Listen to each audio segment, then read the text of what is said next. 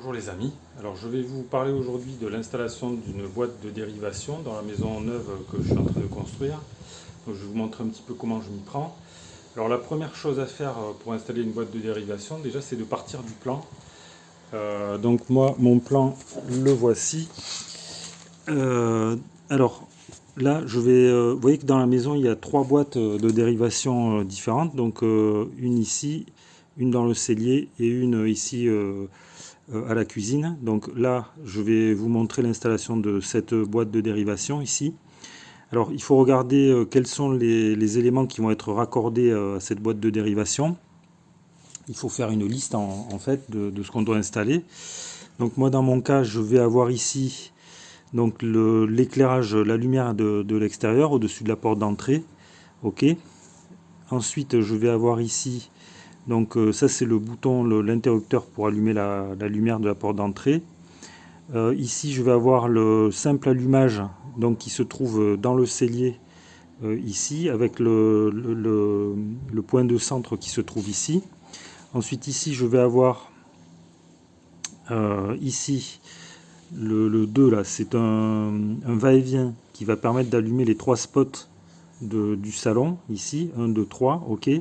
Donc on pourra allumer depuis ici, mais également depuis ici. Et j'ai enfin, qu'est-ce qui me reste? J'ai ici, ah oui, ici, là, j'ai deux éclairages extérieurs là, qui vont donner sur la terrasse. Donc on va pouvoir allumer depuis ici. Ok, donc je vais pouvoir, vous voyez, j'ai tiré le câble ici. Donc si on fait la liste un petit peu de tout ce qu'il y a à câbler dans cette boîte, il y a donc un interrupteur simple pour le cellier, un interrupteur simple pour l'entrée, l'éclairage de l'extérieur de l'entrée, un interrupteur simple pour les éclairages de la terrasse et un va-et-vient qui va permettre d'allumer le salon. Voilà, ça fait quatre choses différentes à câbler, quoi, quatre points d'éclairage à câbler.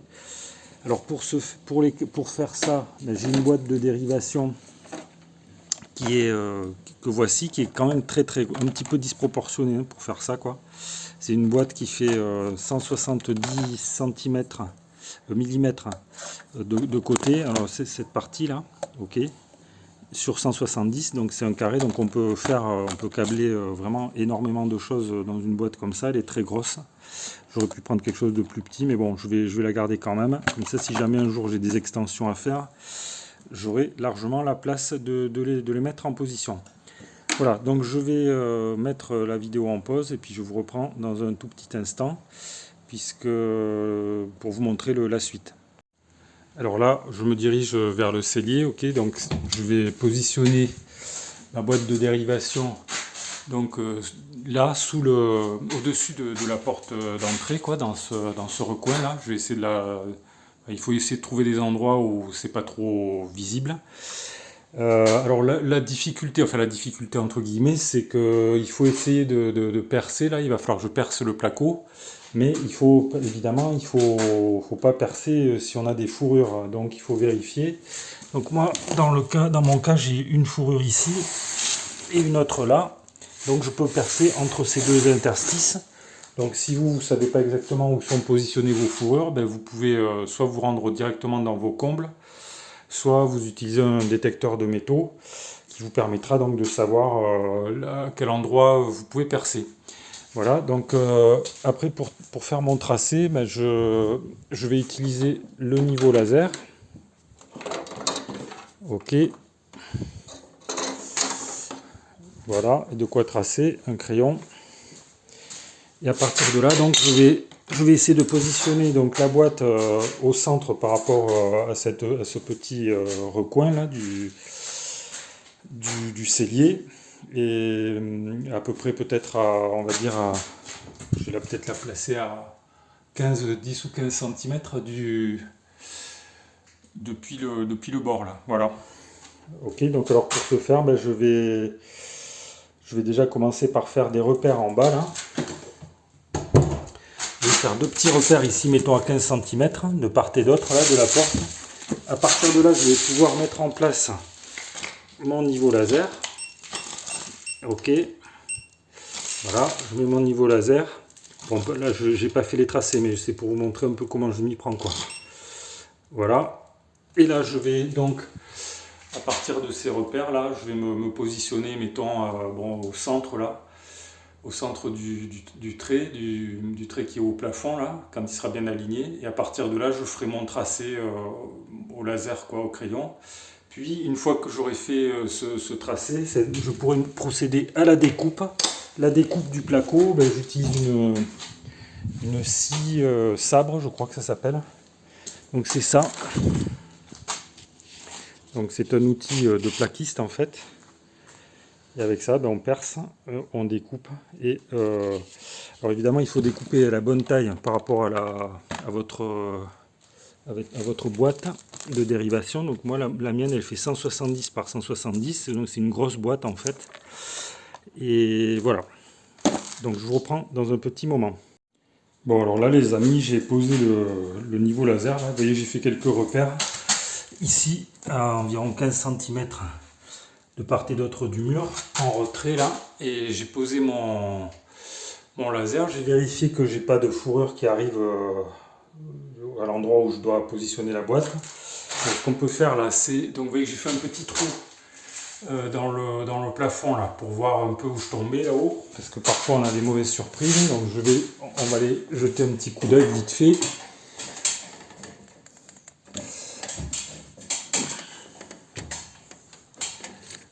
Donc on se trouve juste tiens, on voit le point vert là.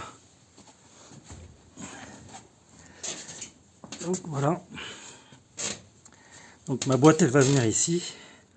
Je sais pas si vous voyez le point ici là. Et de part et d'autre quoi. Donc il n'y a pas de fourrure, il n'y a pas de problème. Alors vous voyez que ici j'ai toutes mes gaines en fait qui arrivent là. Et il va falloir faire passer tout ça quand j'aurai percé quoi dans la boîte. Bon allez, je vous reprends tout à l'heure les amis. Alors voilà les amis, je viens de tracer l'emplacement de la future boîte de dérivation en mettant du laser avec un crayon. Et maintenant je vais passer à la découpe, c'est-à-dire je vais utiliser la scie sabre là, qui est un outil de plaquiste. Je vais découper les 4 bords et quand ce sera fait, je vous reprends. Voilà les amis, je viens de finir de percer le plafond là pour mettre la boîte d'encastrement. Donc vous voyez qu'il y a une partie des gaines, je vais aller les chercher, je vais aller au grenier directement. Mais j'ai vu que les électriciens, souvent ils font un paquet comme ça, et ils vont les chercher à la main, comme ça ils ne s'embêtent pas à remonter au grenier. Alors, en ce qui concerne la boîte d'encastrement, je l'ai dévissée, vous voyez, ça c'est le couvercle final. Et voilà la boîte, donc en principe elle devrait rentrer dans son emplacement, en théorie, quoi, sans trop avoir à forcer. Quoi. Voyons. Ouais, c'est bon. Ok, donc voilà. Alors ici, il y a 4 vis avec des griffes en fait, sur la partie centrale, sur ces boîtes en tout cas. Je ne sais pas les autres boîtes comment elles sont faites.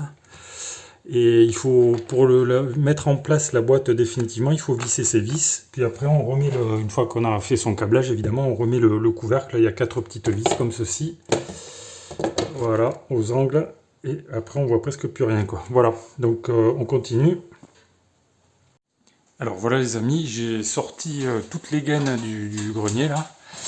Il y en a 10 en tout, voilà. Donc j'ai regardé un peu tout ce qu'il y avait.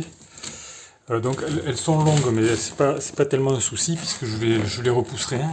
Je vais les mettre à la bonne longueur là, dans la boîte. Et quand ce sera fait, je repousserai tout ça à l'intérieur du grenier. Quoi. Ça, c'est pas un souci. Alors j'ai regardé, il y a différentes catégories de gaines en fait. Alors il y a des gaines ICTA standard avec 3 fils. Donc ça c'est pour les alimentations, des lampes. Alors, par exemple, ici, là, celle-ci, c'est l'alimentation de la boîte de dérivation générale, en fait. OK. Puis après, il y a les alimentations pour les lampes, OK, pour les éclairages. Et il y a les commandes, en fait, les interrupteurs. Alors, soit c'est des boutons poussoirs, soit c'est des va-et-vient, soit c'est des interrupteurs ordinaires, en fait. Voilà, de simples allumages. Ok, donc là par exemple pour un va-et-vient, j'ai 3 fils, donc ce sera 3 phases. Donc mais il y a une phase rouge et les 2 autres, elles sont 2 fils orange, quoi, pour faire la navette entre les 2 boutons du va-et-vient. Voilà, donc l'étape suivante, ça va consister déjà à perforer la boîte ici pour faire passer les gaines donc par en haut. Ok, je vais les faire rentrer dans la boîte un tout petit peu. Et je vais, à partir de là, je vais faire passer donc toutes les gaines dans la boîte. Et je vais préparer les fils, je vais dénuder les fils. Donc j'ai préparé déjà les wagots pour faire la connectique en fait entre les différents fils. Et j'ai préparé également, indispensable, une pince que j'utilise en fait pour dénuder les fils. Voilà, alors vous notez également qu'il y a des câbles ici. Alors j'ai des câbles, j'ai 1, 2, 3 câbles. Alors pourquoi 3 câbles? Parce que c'est pour les éclairages extérieurs. En fait, on est obligé, la norme impose de mettre des câbles et non pas des fils comme ça, là, voilà, comme ça. Ok, donc on met des câbles pour respecter la norme. Voilà, c'est obligatoire, hein, voilà. Donc je vais faire passer toutes mes gaines dans la boîte et je vous reprends dans un petit instant. Alors, voilà les amis, je viens de passer toutes les gaines à l'intérieur de la boîte. Donc vous voyez que ensuite il va falloir tout repousser comme ça à l'intérieur là. Donc, pour l'instant je le fais pas parce que ça m'est plus facile pour faire le câblage. Voilà, donc on a tous les fils qui sortent ici. C'est un peu un sac de nœuds. Et je me suis aperçu, figurez-vous les amis, que j'ai oublié de tirer la gaine d'alimentation des spots du salon. Donc il faut que je la rajoute là, elle manque. Voilà, donc l'étape suivante, quand j'aurai passé cette gaine manquante, c'est rien à faire, j'en ai pour peu de temps. La première chose à faire, c'est qu'il faut rassembler tous les fils vert jaune, c'est-à-dire toutes les terres dans la boîte de dérivation là. On les rassemble, on va les regrouper toutes et aller les connecter les unes avec les autres quand on les aura dénudées, bien sûr.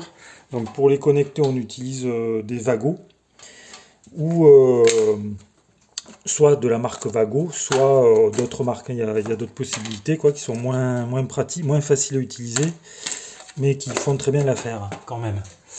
Voilà, donc on commence par assembler toutes les terres ensemble. Ensuite, on va mettre tous les neutres, c'est-à-dire tous les fils bleus là, ensemble. Ok, puisque ça c'est les retours en réalité. Voilà, ça repart vers le tableau. Et donc là, il n'y a pas du tout de difficulté, quoi. Voilà, on fait les verts jaunes et les bleus ensemble. Enfin, c'est les verts jaunes ensemble et les bleus ensemble.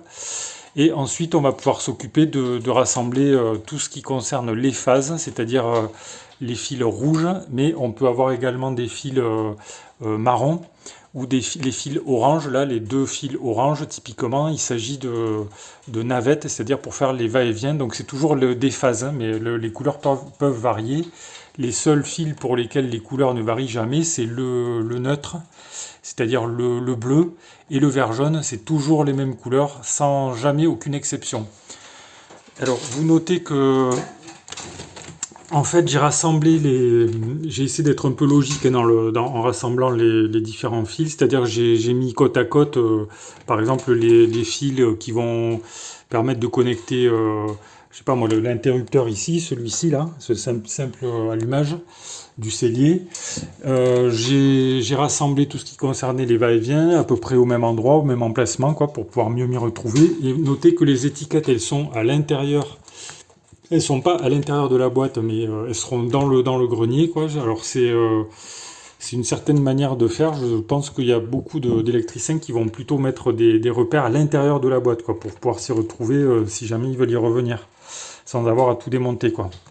Voilà, bon, moi en attendant, j'ai laissé mes repères tels qu'ils étaient dès le départ, quoi.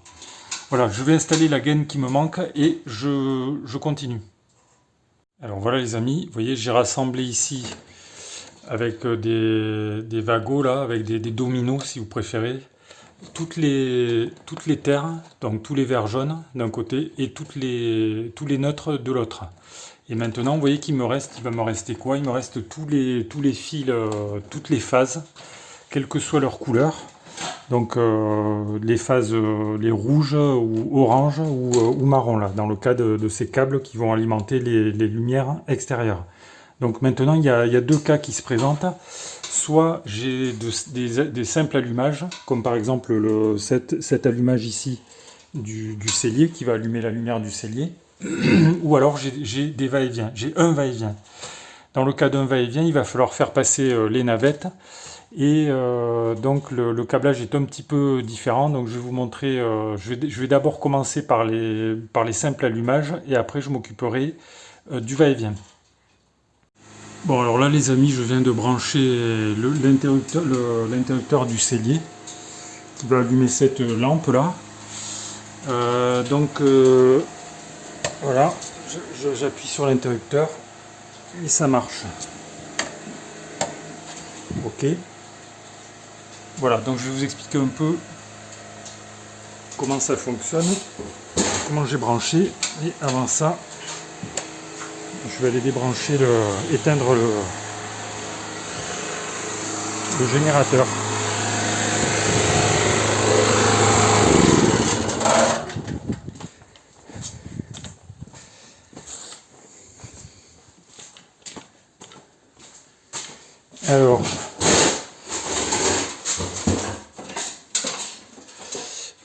Alors ici,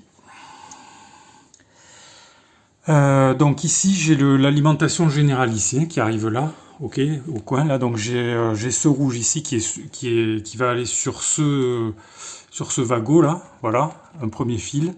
Donc ensuite ce que je fais ici, vous voyez ce rouge là, cette gaine en fait qui arrive ici là, qui arrive derrière là, je sais pas si vous voyez bien là. Ça c'est l'interrupteur en fait du cellier, le simple allumage en fait, qui va activer donc cet interrupteur là. Ok, donc vous voyez que là ce que j'ai fait, j'ai branché, donc j'ai pris la phase que j'ai branchée avec le domino de l'interrupteur de l'alimentation générale. Ok, et ensuite j'ai pris, alors celui-ci il est tout seul, vous voyez, parce que j'en ai trois en fait, j'ai mis trois fils. Donc il y en a un qui va pas servir en fait sur les trois, puisque ça c'est uniquement si j'avais eu un va-et-vient. Ok. Alors j'ai pris ensuite ici, j'ai l'alimentation de la lampe en fait. Donc j'ai un fil, une gaine qui part de là et qui va alimenter la lampe ici. Ok. Et donc j'ai pris, je suis parti ici de mon interrupteur ici. Donc j'ai pris un fil orange, le fil orange.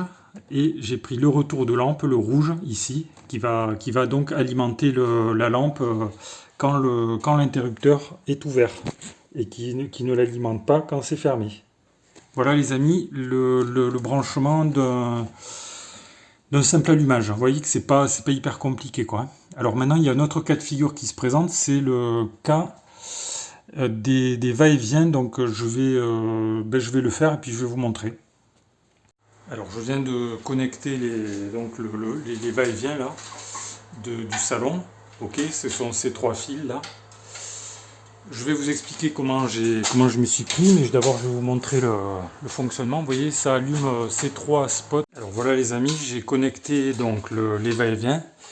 Donc comment ça se présente? Donc on a déjà on va se raccorder. On va choisir, on va repiquer une phase ici, qui arrive donc d'un des interrupteurs va-et-vient vers l'alimentation générale, ok. Et ensuite on va assembler entre elles les deux navettes, c'est-à-dire on va prendre un orange d'un côté d'un va-et-vient, un orange de l'autre côté, et on les assemble tous les deux, et on fait pareil de l'autre côté.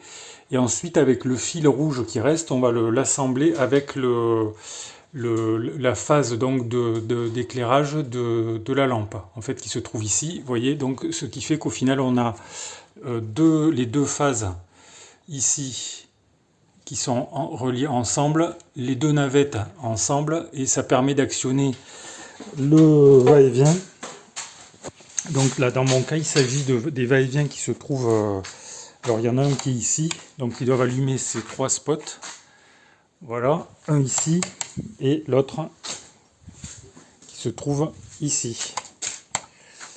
Voilà les amis, donc vous voyez, c'est pas très compliqué. Alors, je vous épargne la suite du câblage, puisque c'est toujours un petit peu la même chose en fait. Simple allumage, les simples allumages, c'est un peu toujours pareil.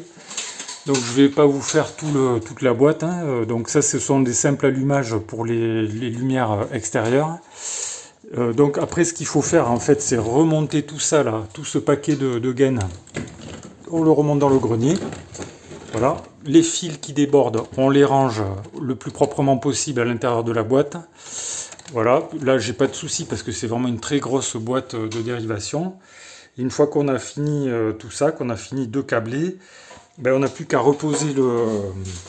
Alors, il faut visser quand même, malgré tout, les griffes là qui sont sur le côté, dont j'ai parlé tout à l'heure, vous voyez. Une fois qu'on a vissé les 4 griffes, la boîte, elle est tenue dans le placo. Et à ce moment-là, on peut finir en vissant le couvercle qui va venir donc masquer, en fait... recouvrir la boîte pour qu'on ne voit pas ce qu'il y a à l'intérieur. Donc voilà les amis, donc voilà comment je m'y prends pour faire une boîte de dérivation. Donc ça a l'air un peu comme ça brouillon quand on le voit faire comme ça, mais c'est pas quelque chose de hyper compliqué. Il suffit juste on va dire de noter méthodiquement à quoi correspondent vos gaines. Donc vous voyez ici j'ai une deuxième petite boîte de dérivation qui est terminée là dans la cuisine. Donc il suffit d'être méthodique et normalement il n'y a pas de souci quoi. C'est pas quelque chose d'hyper compliqué à faire quoi. Voilà les amis, donc je vous remercie pour votre attention. Donc si vous avez des questions, des remarques ou des commentaires, vous pouvez les faire dans le fil de discussion sous la vidéo. Abonnez-vous à la chaîne si vous ne l'avez pas encore fait. Vous pouvez également cliquer sur le pouce j'aime. Merci les amis pour votre attention et je vous dis à bientôt pour de nouvelles vidéos.